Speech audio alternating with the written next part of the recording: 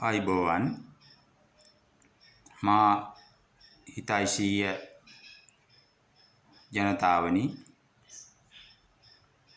මා සමග එක්ව ඉන්න ඔබ තමුන්නාන්සේලා දැනගත යුතු විශේෂ කරුණු කීපයක් ඇත.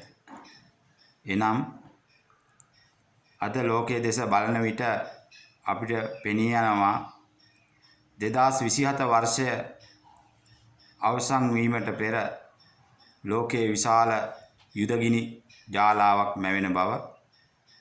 මෙහි භයානකම තත්ත්වය පෙනී යන්නේ සාමාන්‍ය අවි වලින් තොරව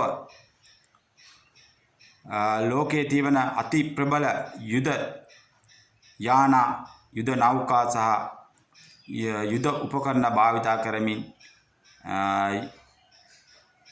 මේ සඳහා පිවිසීමට හැකියාවක් ඇති බව පෙනෙන බව කියව යුතුය. න්‍යෂ්ටික අවි භාවිතය එමෙන්ම අපිට නොපෙනෙන විකිරණශීලී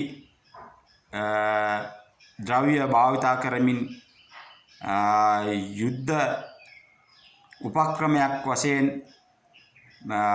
රොබෝවරු තාක්ෂණයද යොදා ගනිමින් පහර දීම් ඇති කරමින් ලෝකයේ විශාල ජන සංහාරයක් සිදුවීමේ පෙරනිමිත්තක් දකින බැවින් සැවොම මේ පිළිබඳව අවබෝධයෙන් කටයුතු කිරීම ඉතා වැදගත් වේ. තම තමන් හැකිතාක් පින් දහම් වල යෙදමින් කටයුතු කිරීම ඉතාම සුබ කාලයක් බව පෙනේ. අසුබ කටයුතු වල නොයෙදී හැකිතාක් තමන් ධර්මානුකූලව ජීවත් වීම පින් දහම් කිරීම මින් ගැලවීමට එක් අවස්ථාවක් වනු ඇත. එබැවින් තමුන්නාන්සේලා අද සිටම කුඩා දරුවන් පවා එකතු කර ගනිමින් හැකිතාක් පුණ්‍ය කර්මවල යෙදෙමින්